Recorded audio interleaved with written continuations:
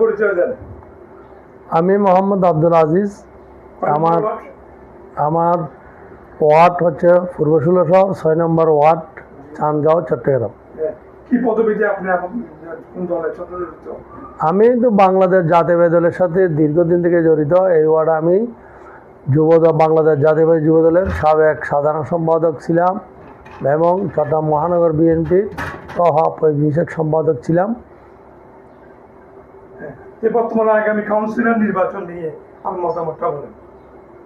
আমার আগামী কাউন্সিলর নিয়ে মতামতটা হচ্ছে, আসলে আমরা তো দলের দীর্ঘদিন কাজ করতেছি, ইনশাল্লাহ করব। কিন্তু আমার দলের মূল্যায়ন করবে, আমার দলের মূল্যায়নের উপরে নির্ভর করবে কাউন্সিল ইলেকশন করব কি না। কিন্তু দলের বিরুদ্ধে কোনো সময় যাইনি এবং ভবিষ্যতে যাব না। হ্যাঁ, দল যদি আপনাকে নমিনেশন করার জন্য নোটিশ দেয় তাহলে আপনি কাউন্সিলর ইলেকশন করার জন্য ইনশাল্লাহ দল যদি নমিনেশন দেয় এবং আমার এলাকাবাসীও চাচ্ছে আমি ইলেকশন করি, নির্বাচন করি, এলাকায় কাজ করি। ইলেকশন ছাড়াও তো আমি আলহামদুলিল্লাহ অনেক কাজ করতেছি। দলের নমিনেশন দিলে অবশ্যই আমি কাজ করব এবং নির্বাচন করব।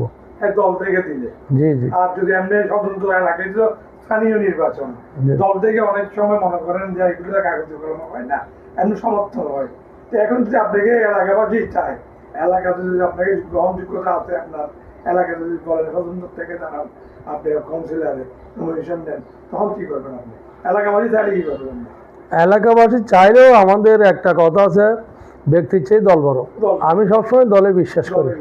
দলে যেটা মূল্যায়ন করবে আমি সেটাই মেনে নেব। দলে যাকে দেবে তার সাথে কাজ করবে। এক কথা, দল যেটা সিদ্ধান্ত নেবে আমি সেইটাতেই গ্রহণ করে নেব। এটাই আমার পথ। আর এমনি তো আপনি এই যে আগের সরকারের আমলে অনেক নির্যাতিত, অনেক হয়রানি শিকার হয়েছেন। নির্যাতন, হয়রানি বা কর্মের যদি কোনো হিসাব করা হয়, আমার ওয়ার্ডে মনে হয় আমি 1 নম্বরে থাকবো। আমার মামলা প্রায় 20-এর মতো। আমি 3-এর অধিক মনে হয়। 20 দিন, 25 দিন, 16 দিন। জি। প্রচুর টাকার বিনিময়ে জামিন করেছি এবং জেলখানে গিয়েও কিন্তু আমার দলের কর্মীদেরকে আমি কোনো গ্রুপিং ছাড়া সবাইকে যতটুকু পেরেছি আর্থিকভাবে সহযোগিতা ওখানেই করেছি, জেলখানায়। হ্যাঁ, এটাই আপনার